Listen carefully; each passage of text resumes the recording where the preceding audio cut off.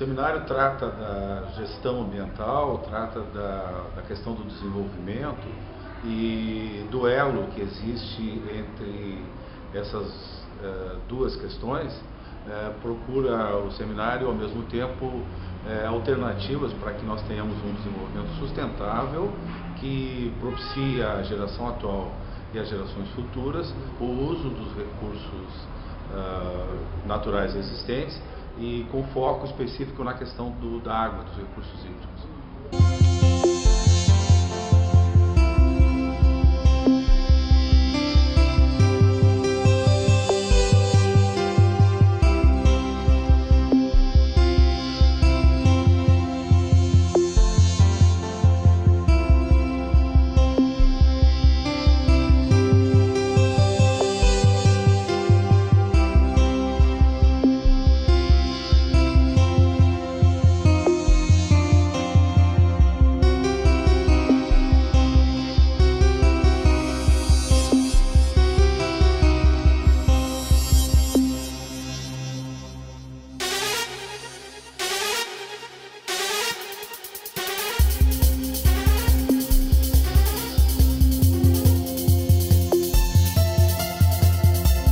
Falar sobre a gestão pública e meio ambiente e dentro deste grande tema os assuntos que eu espero falar vão ser centro de inovação, centro de desenvolvimento, crescimento econômico, enfim, todos aqueles elementos que de alguma forma acabam gerando o centro de desenvolvimento. Falando sobre essa questão de desenvolvimento hoje e desenvolvimento amanhã. Então, quando eu penso em sustentabilidade, necessariamente eu tenho que fazer essa conexão de desenvolvimento hoje e desenvolvimento amanhã. Ou, dito de outra forma, eu não posso pensar em desenvolvimento hoje comprometendo o desenvolvimento de amanhã. Eu não posso pensar em políticas públicas isoladas, descontextualizadas, etc., com o risco de comprometer a viabilidade do desenvolvimento amanhã. Sobre discordâncias, eu colocaria assim a questão de que o que fazer, parece que o governo não tem muita margem em não fazer, porque os próprios direitos sociais, não sei se nós vamos tocar nisso agora, no artigo 6º da Constituição, impõe que o governo tenha que atuar na questão da educação, da moradia, da alimentação, que agora é social. Então, eu acho que a discussão maior que fica aí com relação a esse tema é a questão do como fazer, que ele fala em alinhamento político, poderia falar em articulação, integração de políticas. Então, eu acho que aí sim, acho que tem um espaço maior de discussão. Meu nome é Aragon Érico Daço Júnior, professor de Administração Pública da Universidade Federal do Rio Grande do Sul. O tema da minha intervenção no seminário hoje é a respeito da possibilidade ou não de termos o desenvolvimento e, ao mesmo tempo, preservação do meio ambiente, ou seja, essa é uma questão importante dentro da lógica do governo federal hoje, a possibilidade de incentivar o desenvolvimentismo com ou menos respeito à questão do direito ao meio ambiente. Acho que esse é um tema polêmico, importante e, sobre vários aspectos, um tema que a academia tem que refletir, porque aparentemente é uma contradição. Então, o objeto da minha fala vai ser justamente refletir a respeito dessa contradição. Quando teve o dilema entre meio ambiente e a questão da economia, e a questão do crescimento econômico, e a questão da manutenção das exportações do Rio Grande do Sul, a opção foi pela economia. Porque é esse modelo de Estado. Então, dentro desse modelo de Estado, eu não tenho dúvida. Por isso, eu volto ao início da minha fala ali. É um tema que me irrita bastante, assim, ter que falar sobre ele.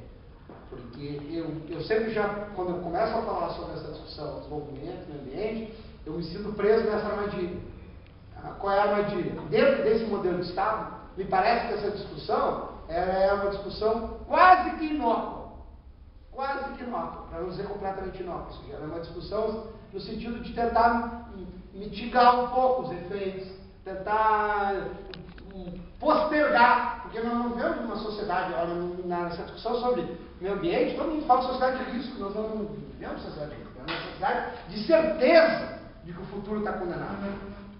E olha só, a minha crítica a esse processo não significa aquela opção de, bom, então vamos voltar para a caverna. Não. A minha crítica a esse processo significa que a gente tem que mexer no padrão de consumo mesmo. Que a gente tem que ter uma discussão de outra natureza.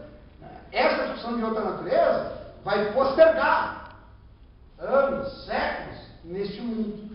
Mas a intervenção que a gente fez, e não há nenhum país que a gente possa considerar de desenvolvido hoje, que não tenha conseguido isso que a gente chama de desenvolvido, às custas de degradação do seu meio ambiente.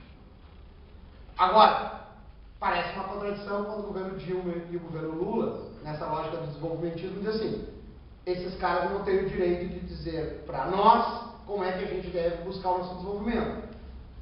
Beleza! Parece que a gente está buscando então através de um modelo alternativo. Tipo, não! A gente está reproduzindo o modelo desses caras de desenvolvimento para tentarmos ser desenvolvidos dentro desse padrão de desenvolvimento.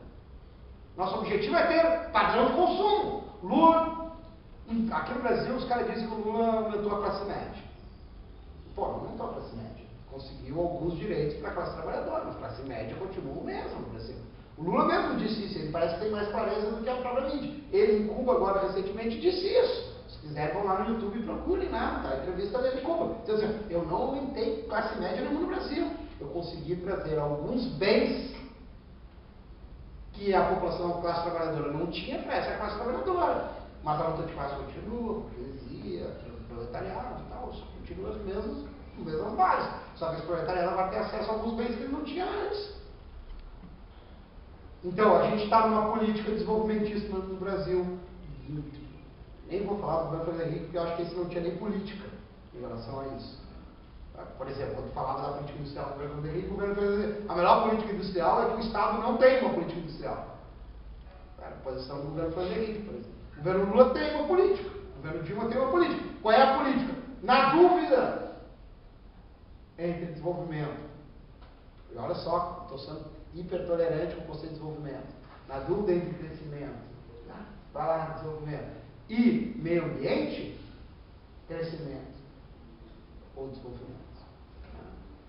Não sei se agora a gente já, como é que está ali nós em Reino Unido, na questão da 8ª economia do mundo, mas olha só, de que serve isso? De que serve ser a 8ª economia do mundo? Ou seja, de que serve ser a China como economia? Aqui, exceto se o professor Honorato me surpreender depois, ele vai concordar comigo, ele já deu o exemplo da China. De que serve tu ter uma economia potente, como a 8ª economia? Eu nem vou discutir o seguinte, que o Reino Unido deve ter que ser 1/4 da nossa população, né? Menos. Então, ou seja, quando tu tem que dividir o PIB pela população, para ter uma ideia mais justa desse processo. Mas nem vou discutir isso. Mas o que adianta tu ter uma economia que está lá disputando o 8º lugar, e aí tu ter um olhar sobre a questão do meio ambiente, sobre a questão dos direitos, que de alguma forma podem gerar uma distribuição de riqueza, uma justiça social, e a gente está lá sempre num ranking vergonhoso, não só no contexto mundial, como no contexto da própria América Latina. Isso passa pela política pública e passa pelo modelo de Estado. Só que quando passa por uma política pública e passa por um modelo de Estado, significa que passa pela gente, que passa pelas nossas decisões, que passa pelas nossas decisões quando o cara deposita um voto, ou quando o cara está satisfeito com esse modelo que a gente tem de representação que não nos representa, né? Ou que representa muito pouco.